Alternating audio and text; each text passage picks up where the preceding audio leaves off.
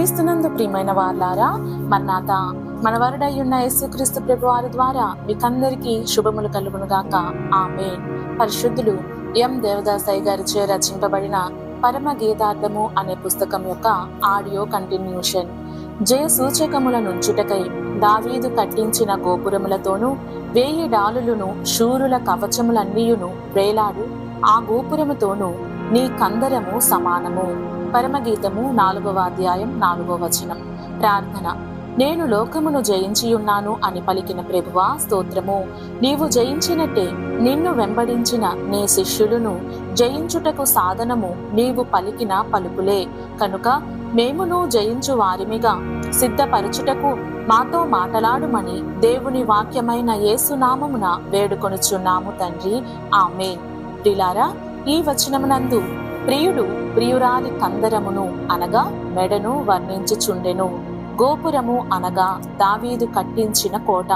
2 సమూయేలు 5వ అధ్యాయం 7-9, మొదటి దినవృత్తాంతములు 11, 5, 7 వచనాలు. ఈ సియోను కోటపై దావీదు కట్టించిన గోపురము పరమగీతము 4వ అధ్యాయం 4వ వచనం నందు కనబడుచున్నది. సియోను పురమునకు కాపుదల కొరకు కట్టబడిన కోట, ఆ కోటపై కట్టబడినది గోపురము. యెహోవా తండ్రి యుద్ధములను చేసి జయము సంపాదించి దేవరాజ్యమును భూమిపై స్థాపించిన శూరుని యొక్క జయమును సూచించు డాలులను కవచములను మొదలైన యుద్ధాయుధములు వ్రేలాడుచున్నట్లు కనపరచు గోపురము ఒకటి. మానవుని శిరస్సును శరీరమును ఈ రెండిటినీ కలుపు కందరమే మెడ. ఇది ఒక గోపురము. ఇది మానవుని రూపమును చూపును. క్రీస్తు సంఘము శరీరమును, ఆ సంఘమునకు శిరస్సు క్రీస్తు.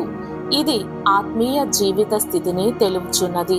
శిరస్సయ్యున్న క్రీస్తు ప్రభువును, శరీరమయ్యున్న సంఘమును ఈ రెండిటినీ కలుపు కందరమే విశ్వాసము. క్రీస్తు ప్రభువు నా పాపములు క్షమించి నన్ను రక్షించి ఆయన రూపమునిచ్చి ఆయనలో నిత్య నివాసినిగా చేర్చుకొనుటకై నా కొరకు శిల్వ మరణమొందెను అని విశ్వసించుటయే విశ్వాసము. ఈ విశ్వాసి క్రీస్తు ప్రభువు రక్తం కార్చి నన్ను రక్షించినందున నా రక్తము కారునంతగా పాపముతో పోరాడి జయించి క్రీస్తు ప్రభువునందు జీవించుటకు పరిపూర్ణ సమర్పణ అగుచున్నాను. నా సమర్పణకు ప్రభువు సంపూర్ణ సహాయము చేయునని నమ్ముటయే విశ్వాసము. ఈ విశ్వాసము లేనిచో యేసు ప్రభువునకు విశ్వాసికి ఏ విధమైన సంబంధము ఉండదు. కనుక శిరస్సయ్యున్న ప్రభువును శరీరమయ్యున్న సంఘమును కలిపే విశ్వాసము కందరము. అట్లే ఈ విశ్వాస కందరమే సంఘము యొక్క గోపురము. సంఘము క్రీస్తులోనికి వెళ్ళుటకు విశ్వాస సమర్పణయే సాధనము. 1 యోహాను 4:4. దావీదు గోపురముపై జయసూచకమైన డాలు కవచములు యుద్ధాయుధములు ఉన్నట్లు దావీదు కుమారుడైన క్రీస్తు ప్రభువు వలన కలిగిన వధువు సంఘ కందరమను విశ్వాస గోపురము పైయున్న యుద్ధాయుధములు.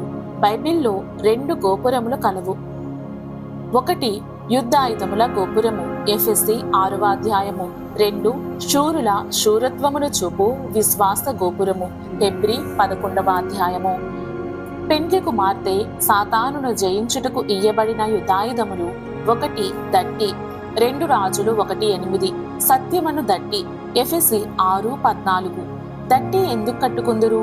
తిన్నగా నిలువబడుటకును, వస్త్రములు జారిపోకుండుటకును, నడుమునకు బలము కొరకును, టీవీగా కనబడుటకును, అందము కొరకును, నేను గవర్నమెంట్ అధికారిని అని తెలియచేయుటకును, నేను తండ్రి పక్షముగా నిలవబడి ధైర్యముగా సాతానుతోనూ లోకముతోనూ శరీరముతోనూ మొదలైన వాటితో యుద్ధము చేయుటకును అని తెలియజేయునది అయ్యున్నది.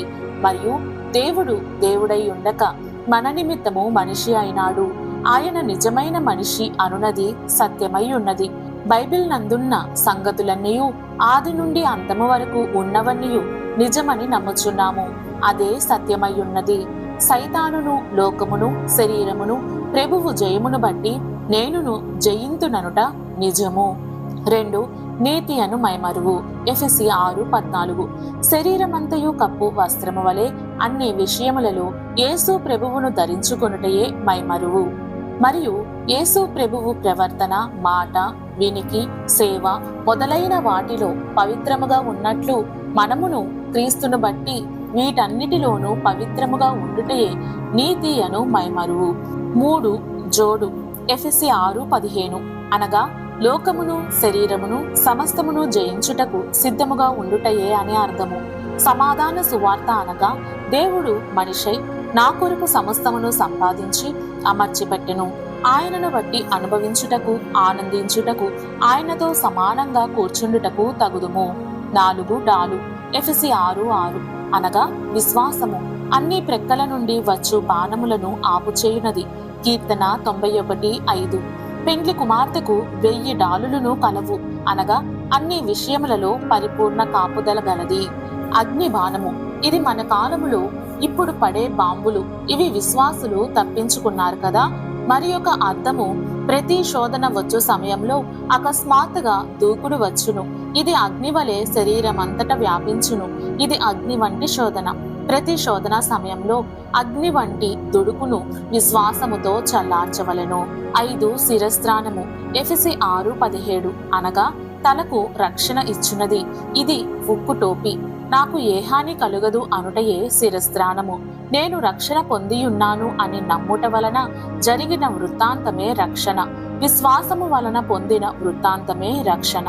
దట్టి మైమరుపు జోడు దాలు ఇవన్నీయు ధరించిన మీదట ఒక సిపాయి నేను ఇప్పుడు నిజముగా కావలి వాణిని అని నిశ్చయపరిచేది శిరస్త్రాణము. ఇది ఆత్మీయ రీతిగా కూడా అయ్యున్నది. 6 ఖడ్గము ఎఫెసీ 6:17 హెబ్రీ 4:12 అనగా దేవుని నోట నుండి వెడలు ప్రతి వాక్యము. అది విశ్వాసులకు దేవుడిచ్చున్నది. పరిశుద్ధాత్మ ఇచ్చున్నది దూరము నుండి వచ్చు శోధనను జయించుటకు. పై ఆయుధముల వలన జయము పొందగలము.